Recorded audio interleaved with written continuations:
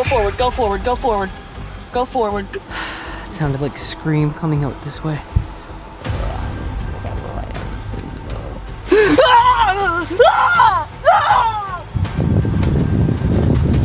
Hey bear! Hey bear!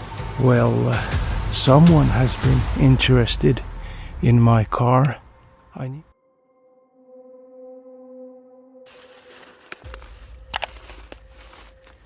What is that? I don't know. The wilderness is unforgiving, where peace can instantly turn into panic. It could be a desperate van escape through a rising flash flood or a heart-stopping standoff with a stalking mountain lion. When the safety of civilization is miles away, do you have what it takes to survive? Posted on April 11th, 2024, an investigation from Don't Blink Paranormal followed Kevin and Jamie as they relied on the Randonautica app to guide their exploration into unfamiliar territory. Drawn by curiosity and a habit of visiting remote places, they let the coordinates decide their destination, only to discover the location was not abandoned land, but a graveyard. After parking their car nearby, they continued the exploration on foot. Almost immediately, strange noises began coming from the surrounding woods. At first, they assumed it was wildlife, but the sounds soon became harder to ignore. So now I need to go. Yeah, Leo's been waiting for a while. Well, thank you. All right, let's go. What was that? Kind of like feathers. There's people screaming. Yeah, I do hear people screaming. Okay. Where's it at? As they entered the graveyard, loud noises echoed from the forest again. Yeah, So is this our point? Or is it further, or what? we're in it. Oh, goddamn, that scared me. Okay. Who's here with us right now? Hello? What the fuck? I don't know what that...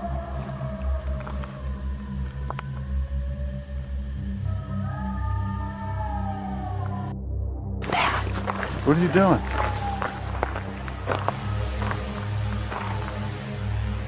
Babe. That? What the fuck is that? I don't know. Is that something? Eating something? What? I don't know. It's not on us.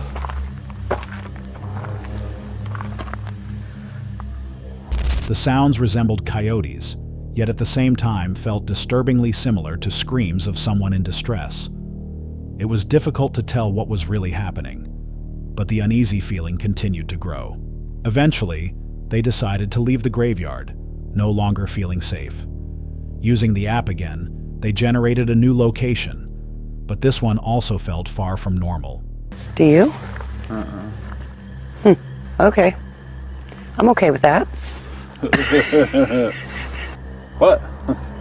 There's a doll. Behind you. Bam. Where? Right there. Is that a doll? What is that? I don't know what you're talking about. It's in the tree. Oh, okay. I see it. What is that? Better not be a doll. It's a fucking doll. That ain't a doll. That's not a doll. I don't know what that is.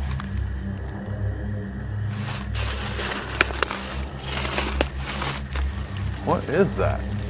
I don't know. What? What is it? I have no idea what that is. It's a weird looking thing though. Wait, what is that? What is it? It's holding something. What is it on? Oh, hell no. Oh my god. While the app usually leads to ordinary places, it sometimes sends people to locations that feel strangely unsettling.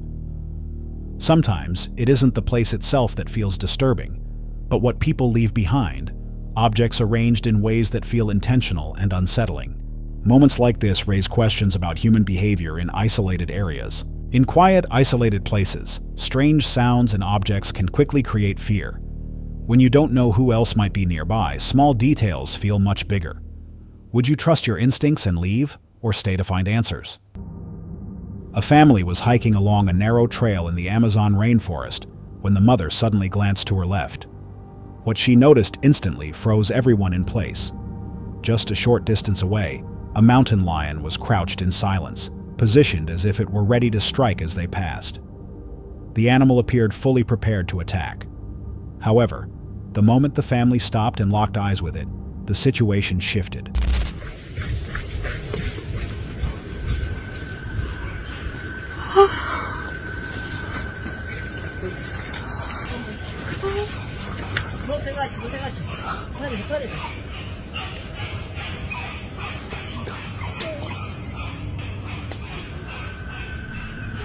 The lion seemed to relax, and the danger paused, if only briefly.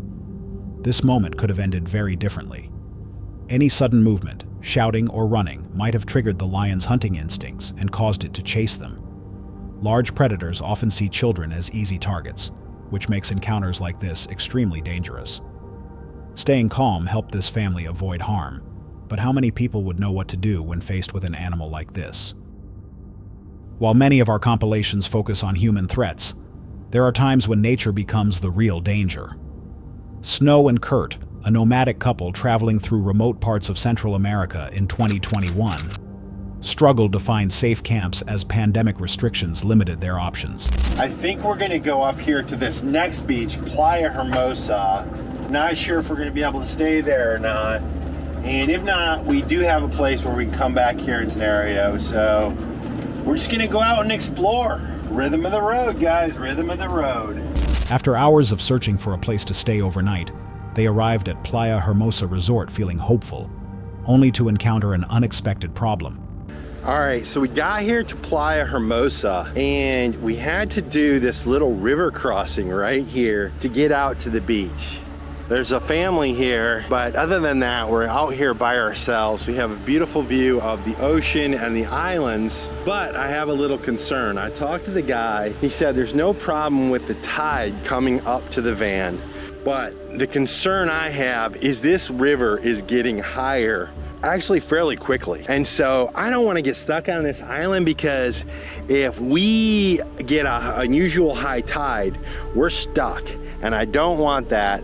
I already told Snow I think we're safe on the island. Kind of running out of spots out in this area. So I gotta go talk to Snow and see what we're gonna do, but I just don't feel comfortable staying here. Watching it kind of go up, and it looked like all of a sudden it was going up pretty fast, at kind of an accelerated pace. And look at it, right? And you could see the little island out there right there. And there's water on that side.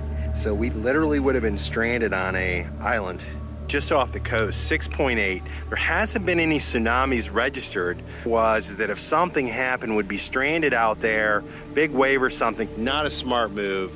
So we're out of here. As conditions around them began to change, they became increasingly aware of the risk.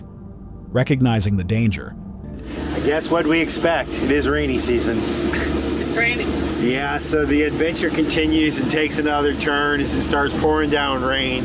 So, routine police checkpoint. Still looking for a can spot. Nothing's changed. All right. they chose to abandon the scenic location and continued their journey along rough and isolated roads, hoping to find something safer. As the night progressed, the weather steadily worsened. The trip took another turn when heavy rain began to fall, soaking the roads and reducing visibility. Parked up here at the top of a waterfall, beautiful vista, and all of a sudden it started pouring down rain.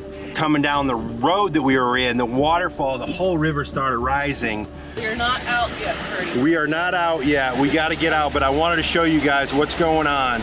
We are in a river. We are going. Several hours later, when the rain appeared to slow, they came across a striking location near a waterfall. At first, it seemed promising, but the situation quickly shifted. Water levels rose quickly, forcing them to act fast. Darkness and heavy rain reduced visibility, and a single mistake could have sent the van into the flood or into obstacles hidden beneath the water. Once you get, I need to pull forward and back out, right? I got to look at it, hon. Okay, you want the umbrella? Forward or backwards? Well, I don't know what to do. Would we better just pulling up in there, right in here? Snow, help me. Don't. Okay. Yeah, I'm just I trying don't to- need suggestions. I need help. You got to look in the mirrors. It's just a short gap on the road before it turns into the road again. You gonna try to back out or turn around? I don't know, hon. I'm just going. Okay. Oh fuck, Curdy. I don't know. Help! Don't panic. Help! I'm not. Help! Mirrors. I need. Maybe Don't let me hit it. Don't let me hit it. All right, so you need to turn back your way. Turn back your way. Turn back your way. All right, straight. You got 2 or 3 feet on my side to get around this tree. You got 3 or 4 feet now. You're around the car. You're around the car. I got to get closer. I'm just killed the tree. Okay. Keep turning. Now back your way. Back your way. Straight back. You're good. You're good. Straight. Or you can come my way if you need to. All right. Oh, fuck, hurt. Okay, you're gonna pull up on a grass island. You're on a grass island if you... Okay. But make sure I don't hit nothing, hon. You're good. Your way a little. We're getting into the people's yard. Straight. You can go your way a little. All right, up on the road. Although the most intense moment had passed, they were not completely out of danger. I can't see on your side. I don't have the case to put this away. Stop. Go forward. Okay, turn left. Just go right up here into these trees and stop. Okay, stop. In case we did anything to the van, we should stop. I need to get up here. I want to get up a little farther forward. Had they waited only a few minutes longer, they likely would have been trapped, with their van overwhelmed by the flash flood. Flash floods can form with little warning, especially in coastal or mountainous areas during the rainy season. When traveling in remote areas, how do you know when it's time to leave before warning signs become life-threatening? In March 2025, the creator behind Rob Call Nature set out to explore a remote location labeled Viking Tomb on a digital map. With almost no photos or information available online, he didn't expect the mystery to begin before he even reached the site. He drove as far as the road allowed, but with the site located deep within the forest, he was forced to leave his vehicle behind and continue on foot. After walking for some time, he looked back and noticed several people stopping to photograph his car. You search on Google Earth. If you get close enough to the terrain, by pure luck, in the middle of the woods, suddenly popped up a point of interest, Viking Tomb. So I clicked on it. Only one picture taken from that. We have to visit.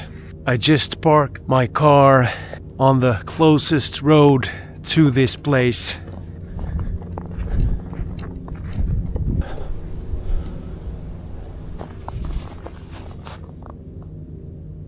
That's weird. Why would they do that? That really bothered me. Why would they take pictures of my car? So, we have to head due west. When I unpacked my car, there drove a car by. They slowed down pretty much when they saw me. And just now, before I left the road into the woods, took a picture of my license plate. Maybe it was the landowner. Maybe they thought I was a poacher. The encounter felt unusual, but he continued on, choosing not to dwell on it. After a long hike, he finally reached the Viking Tomb and decided to set up his hammock nearby. As he prepared his camp, snow began to fall, slowly covering the forest and creating a quiet, almost unreal atmosphere. Nowhere.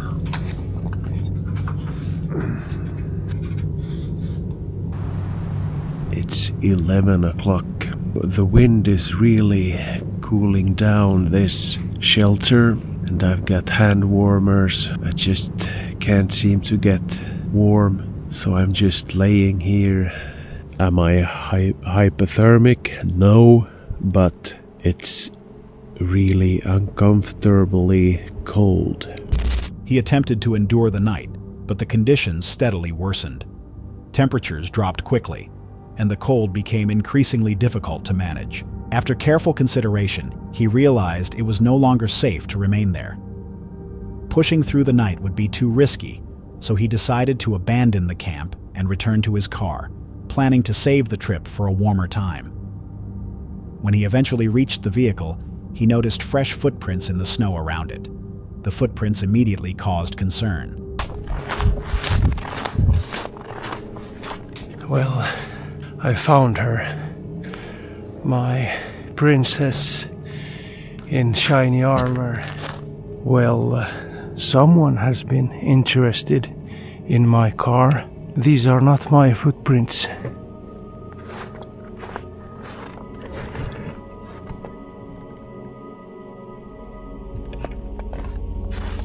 The left one is mine, and the right one is the visitor in the night. Well, maybe they're as curious as I am. Well, that's the... let's just get out of here. Since snow had been falling, they were recent, suggesting someone had been nearby. Not wanting to take any risks, he quickly got into his car and left the area. Being alone in a remote place means small signs can feel much bigger.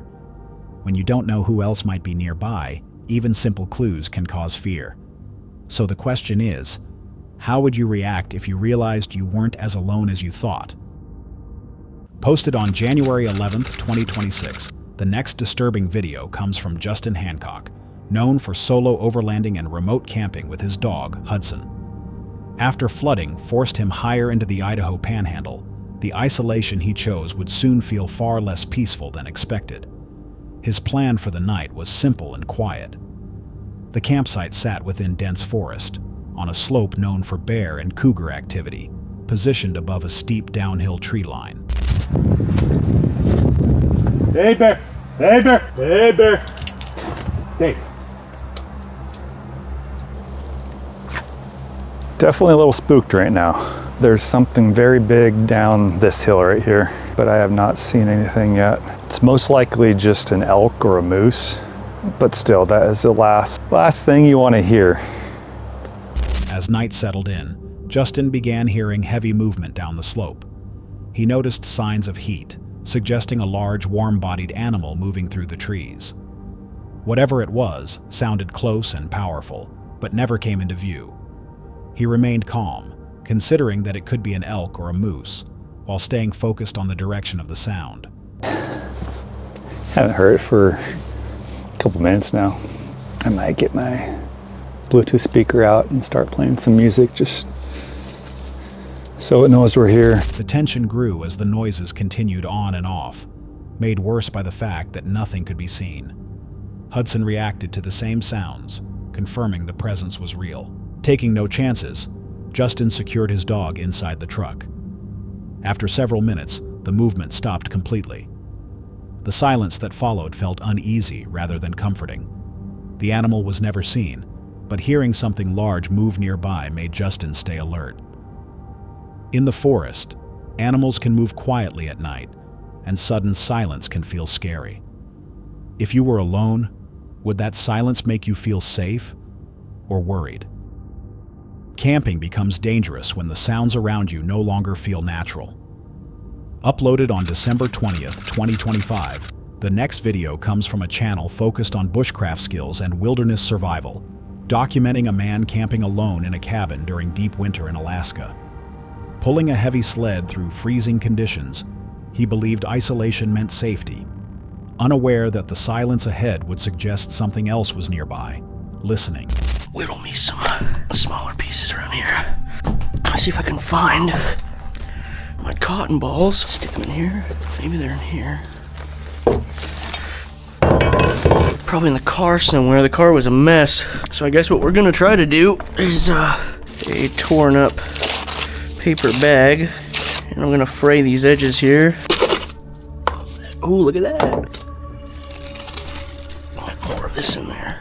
Inside the cabin, he unloads his gear and struggles to get a fire going, relying on bushcraft skills as the cold lingers. But the routine is suddenly broken when a stranger approaches the cabin without warning. In a place defined by isolation, the unexpected presence immediately raises tension. Though the exchange remains calm and polite, the knowledge that someone else is nearby disrupts the sense of safety and leaves a quiet unease hanging in the air. Oh, It was up. Oh, this is a public use cabin on this lake. There's 3. The state builds these and you can rent them out for a night. Once the fire is finally established, he cooks a simple meal and warms the cabin as temperatures outside remain well below freezing. 28 degrees outside, with 70 in the cabin. Like I said, it's been warm. I don't even have my jacket on. I just have a sweater. Until next time. By morning, he packs up, makes a hot drink, and begins the long return trip alone. The night serves as a reminder that in remote wilderness, even a brief human encounter can feel as unsettling as the cold itself. In remote winter wilderness, small issues can turn dangerous fast. The stranger may have been harmless, but staying calm, prepared, and alert likely kept him safe. Would your skills and mindset be enough if you face the same situation alone? Uploaded on January 17, 2026, the video comes from Exploring with Brad, a channel dedicated to solo paranormal investigations, overnight camping, and nighttime exploration in isolated locations. Filmed in a forest near Barrie, the setting feels wrong almost immediately after nightfall, as unexplained sounds break the silence, suggesting the investigation is about to take an unexpected turn far sooner than planned. Okay, I heard that. It sounded like a scream coming out this way. I don't even feel like saying hello or anything like that because I don't really want things following me or coming after me, you know what I mean? Yeah, this is Witch Rock. We're right here. Wow, I heard that sound. It's not far from the Witch Rock. While moving deeper along the trails, Brad hears what sounds like a distant scream near a location known as Witch Rock. The sound ends abruptly, leaving the forest unnaturally quiet and reinforcing the feeling that he is not alone. Were the 5 of you part of a witch? Whoa, whoa, whoa, whoa, whoa. Yo, I just heard something. Came this way. It sounded like it said something.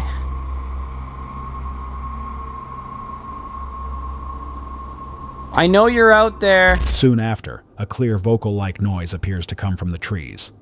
The sound feels close and intentional, forcing him to stop as the tension quickly rises. Sakes, what the frick was that? What the frick was that? Oh my god. Oh man. Oh man. Let's go. Let's go.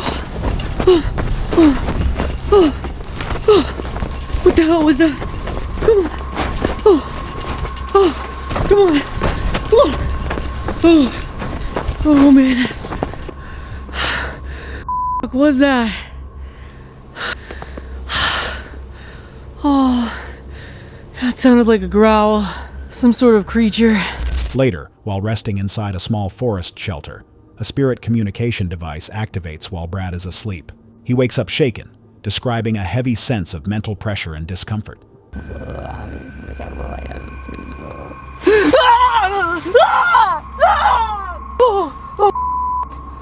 Oh my goodness, what was that? Oh, frick, that was scary. Walk left. Walk left.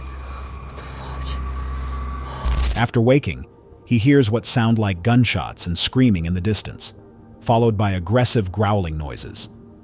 Unable to identify the source, Brad becomes convinced that something active is happening outside.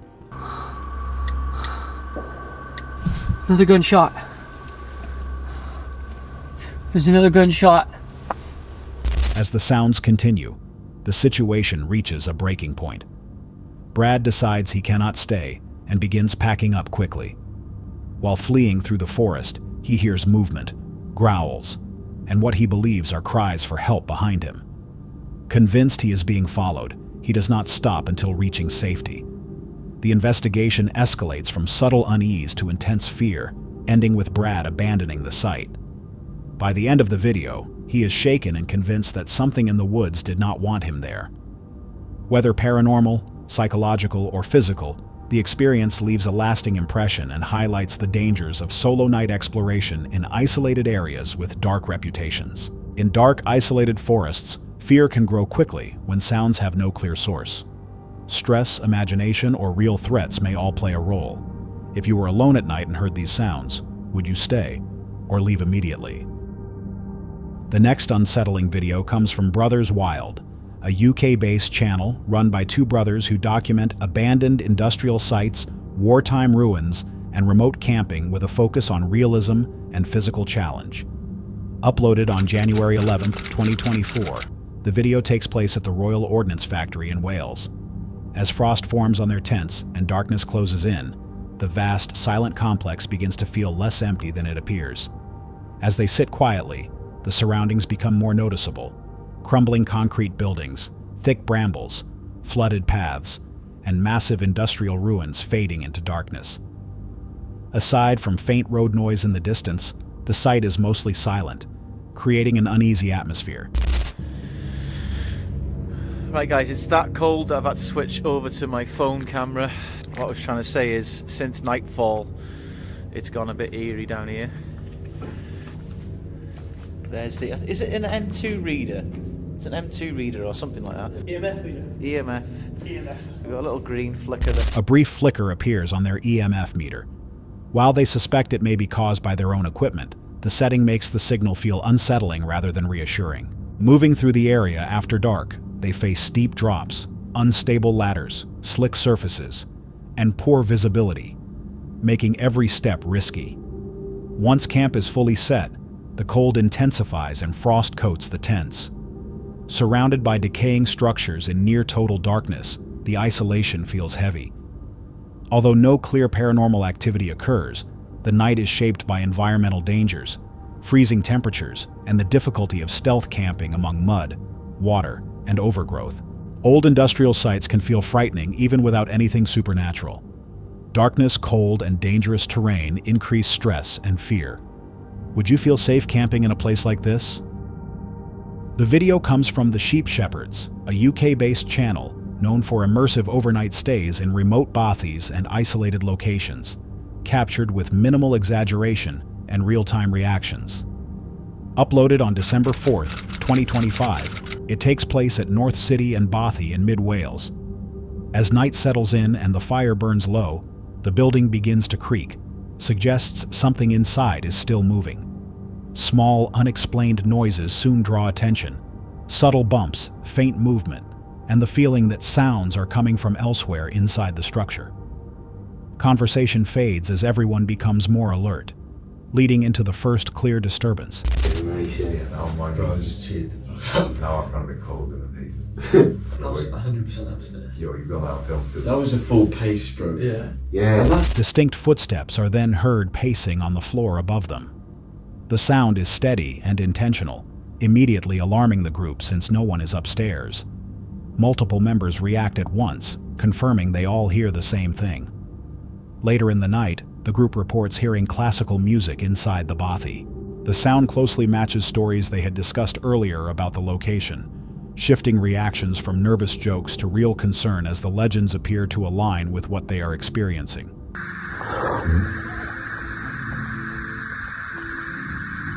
Oh my god. What the hell? What the hell? Do you reckon that'll pick it up? Yeah, maybe. Go home. Actually, go home. Get me out of here. No. By morning, the atmosphere changes completely.